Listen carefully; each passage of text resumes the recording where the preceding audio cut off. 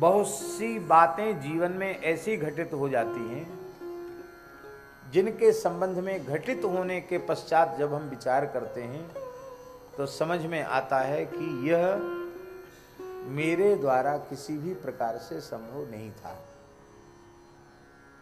इतना बड़ा काम हमारे जैसे साधारण मनुष्य के द्वारा कैसे हो गया? तो उस समय यह नहीं सोचना चाहिए कि मैंने अपने श्रम, अपने पुरुषार्थ या अपने सुकृत से ये किया। गीता जी में भगवान क्या कह रहे हैं? अहंकार विमूढ़ात्मा कर्ताहमिति मन्यते। पर जो साधु पुरुष होते हैं, सज्जन पुरुष होते हैं, वो किसी भी उपलब्धि का श्रेय स्वयं नहीं लेते हैं। वे उपलब्धि का श्रेय अपने पूज्य गुरुजनों को ही प्रदान करते हैं। इसमें एक बहुत बड़ी बात है कि स्वयं अहंकार से व्यक्ति बच जाता है। हमारे पूज्य गुरुदेव भक्तमाली जी कहते थे, अहंकार किसी काम में नहीं आता। महाराज जी कहते थे अहंकार किसी काम में नहीं आता। किस काम में आता है? तो महाराज जी कहते जैसे बनी बनाई खीर में कोई मिट्टी का तेल डाल दे, केरोसिन डाल दे, तो क्या होगा खीर का? है? खीर खाने की तो बात दूर रही, खीर सूंघने के योग्य भी नहीं रह जाएगी। ऐसे ही मनुष्य के जीवन की जितनी उपलब्धियां हैं विशिष्ट, उनमें वो तो खीर के जैसी हैं और उनको मिट्टी के तेल जैसा अग्राह्य बना देता है अहंकार। इसलिए अहंकार कभी नहीं करना चाहिए।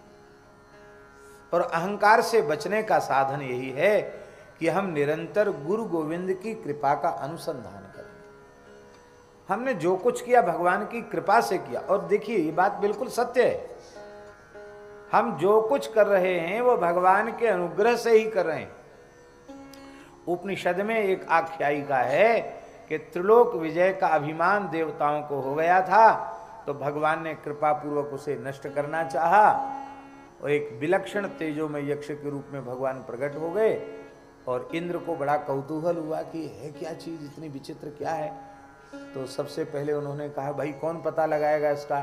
अग्नि बोले हम लगाएंगे, क्योंकि अग्निम ईड़े पुरोहितम, ये तो पुरोहित हैं। सबसे पहला ऋग्वेद का मंत्र अग्नि शब्द से ही आरंभ होता, अग्निम ईड़े पुरोहितम देवस्य ऋत्विजम। तो ये जातवेदा हैं, अग्नि हैं, अग्नि महाराज ने।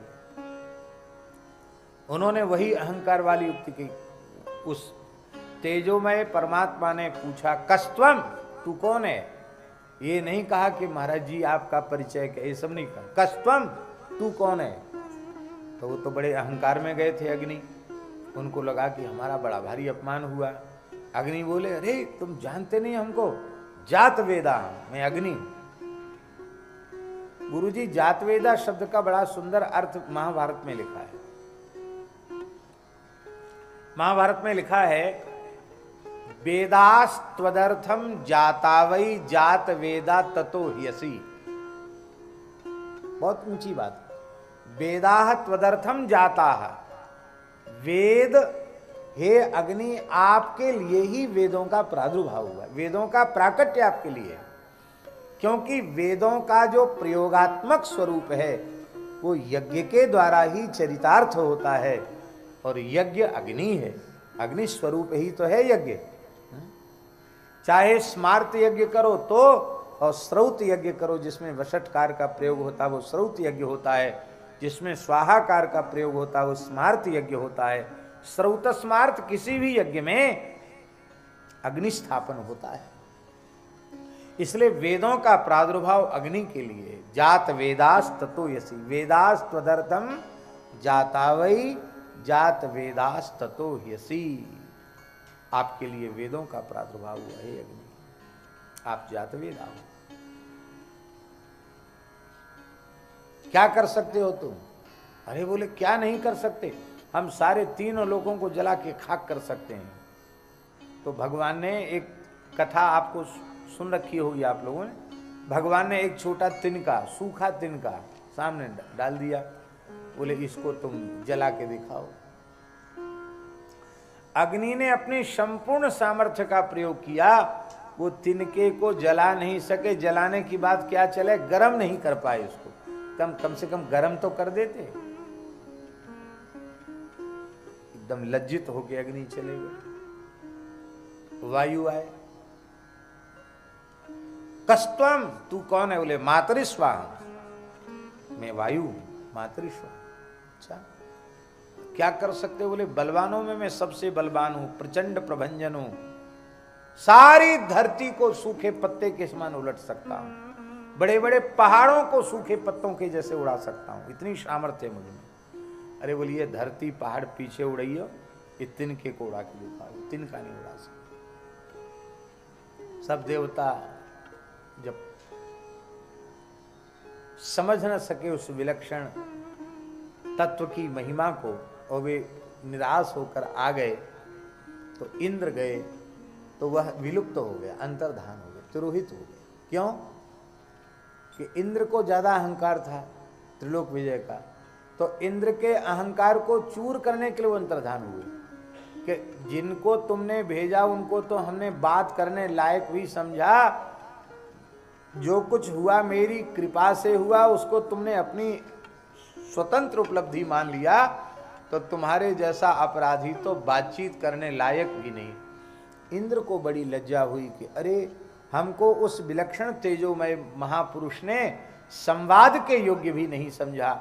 इंद्र को लज्जा हुई, आकाश में भगवती पराम्बा उमा भगवती प्रकट हुई और उन्होंने इंद्र को अहंकार शून्य होने की प्रेरणा प्रदान। इस कथा के स्मरण कराने का प्रयोजन केवल इतना है कि सूर्य, चंद्र, अग्नि, वायु, वरुण आदि देवता भी बिना भगवत कृपा के कुछ नहीं कर सकते, तो हम तो अत्यंत सामान्य मनुष्य हैं। हमारे द्वारा जो कुछ किया गया वो भगवान के अनुग्रह से हुआ, गुरुजनों की कृपा से हुआ, संतों की कृपा से हुआ, भगवान की कृपा से हुआ। ऐसा यदि हम अपने आप में अनुभव कर लें तो अहंकार से उत्पन्न होने वाले जो प्रचंड दोष हैं उन दोषों से हम बच जाएंगे। सारे दोष अहम और मम से ही उत्पन्न होते हैं, और अहम और मम की जोड़ी है। अहम होगा तो मम होगा, मम होगा तो अहम होगा, और अहंकार ममकार से जब जीव बच जाता है तो मरने के बाद मुक्ति की आवश्यकता नहीं, जीते जी मुक्त हो जाता है, जीवन मुक्त हो जाता है। कितना बढ़िया हुआ है। वाल्मीकि रामायण में हनुमान जी कह रहे हैं रावण से, राम जी के बारे में, रावण जिसे तू मनुष्य कह रहा है वो राम जी कौन हैं? तो हनुमान जी का वचन है वाल्मीकि रामायण सुंदरकांड में, कर्ता कारयिता च सः। हनुमान जी कह रहे हैं राम जी कर्ता भी हैं और कारयिता भी, करने वाले भी हैं और कराने वाले भी भगवान ही।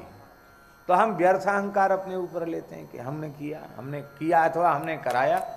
किया भी भगवान का और कराया भी भगवान का, ऐसा अनुभव करना चाहिए। कर्ता कारयिता च सः, भगवान कर्ता। अच्छा, कर्ता व्याकरण में कर्ता की परिभाषा क्या है? स्वतंत्र कर्ता, पाणिनि जी का सूत्र है स्वतंत्र कर्ता। अब ये स्वतंत्र जो शब्द है इसका अर्थ भगवान को छोड़कर और कहां घटित होगा? सर्वतंत्र स्वतंत्र केवल एक भगवान है। व्यवहार में भले ही हम किसी को कर्ता कह दें, लेकिन सच्ची बात है गुरुजी ने जैसा पढ़ाया है कि शब्द की अपर्यवसायी जो वृत्ति होती शब्दार्थ करने की, उस अपर्यवसायी वृत्ति का आश्रय जब हम लेंगे तो स्वतंत्र शब्द का अर्थ परमात्मा में ही जाएगा, क्योंकि स्वतंत्रता केवल भगवान में है। मद भयात वाति वातो सूर्यस्तपति मद भयात वर्षतीन्द्रो दहत्यग्नि मृत्युश्चरति मद भयात। सब कुछ भगवान के द्वारा हो रहा है। अब एक प्रश्न है कि जब कर्ता भगवान है और कारयिता भगवान है तो हमको फिर स्वर्ग नरक आदि क्यों भोगने पड़ते हैं? कोई पूछ सकता है ये बात? भाई जिसने किया अथवा जिसने कराया वही भोगे। करने वाले को कराने वाले को दोष लगे, हम तो कुछ है ही नहीं। अच्छा काम हो तो स्वर्ग भी परमात्मा ही भोगे, और कुछ अनुचित कार्य हो जाए तो नरक भी परमात्मा ही भोगे। जीव को स्वर्ग नरकादि का सुख दुख क्यों भोगना पड़ता है? बड़ा जटिल प्रश्न है ये, और इसकी आड़ में लोग बहुत ऊटपटांग काम करते हैं। लोग कहते हैं अरे ये सब करने कराने वाले भगवान है, भगवान की इच्छा से कर दिया। ऐसा भी लोग कह देते हैं करने वाले लोग। पत्ता भी बिना भगवान की इच्छा के नहीं हिलता, तो जो कुछ हुआ भगवान की इच्छा से हो गया। इसमें भी क्या है विशेषता भैया जी, अच्छा काम तो हमारे द्वारा हो गया, हमारी इच्छा से हो गया, और कुछ गड़बड़ हो गया तो भगवान की इच्छा से हो गया। तो ये भेद क्यों रखते हो कि अच्छा तो हमने किया और जो अनुचित हो गया वो भगवान की इच्छा से हो गया? ऐसा क्यों सोचते हो? सच्ची बात यह है कि जिस क्षण जीव हृदय से यह स्वीकार कर लेगा कि भगवान कर्ता भी हैं और कारयिता भी हैं, उसी समय वह पुण्य पाप की जंजीर से मुक्त हो जाए। फिर वह भगवान के हाथ का खिलौना बन जाएगा, भगवान के हाथ का उपकरण बन जाएगा। फिर भगवान ही उसके शरीर के द्वारा कार्य करेंगे, वह व्यक्ति कार्य करने वाला नहीं होगा। महापुरुषों के द्वारा भगवान ही काम करते हैं, भगवान का उपकरण बन जाते हैं महापुरुष, और भगवान उनके द्वारा बड़े बड़े कार्य कर देते हैं। पुण्य पाप के बंधन में नहीं रहते। इस प्रकार का जैसे विश्वास है कि भगवान कर्ता भी हैं और कारयिता भी हैं, ऐसा विश्वास जिस भाग्यशाली जीव को हो जाता है, निषिद्ध आचरण जागृत की तो चले क्या, स्वप्न में भी उसके द्वारा निषिद्ध आचरण नहीं होगा।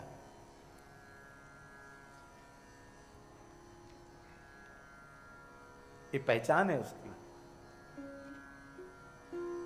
हम लोग सीधे कह देते हैं उर प्रेरक रघुवंश विभूषण, पर महाराज जी बड़ी सुंदर बात कहते थे इस संबंध में, बहुत ध्यान देने योग्य बात है।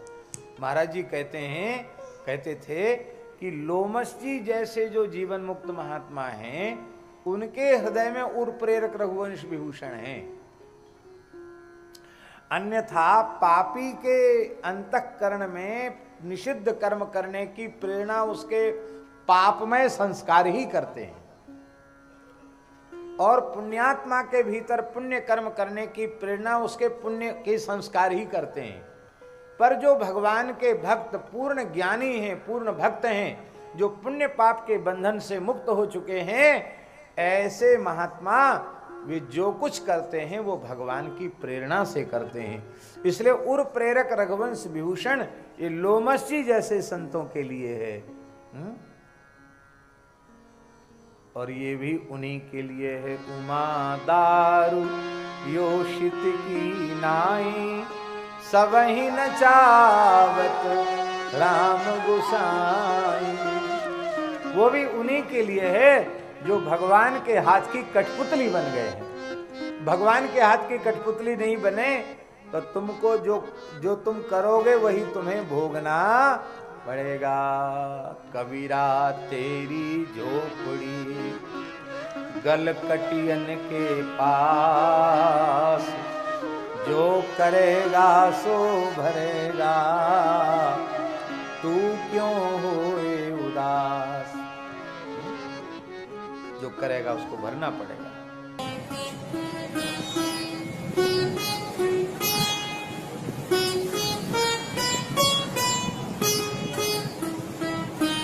श्री सीताराम प्रतिदिन सत्संग एवं दर्शन के लिए श्री महाराज जी के ऑफिशियल चैनल को जरूर सब्सक्राइब करें।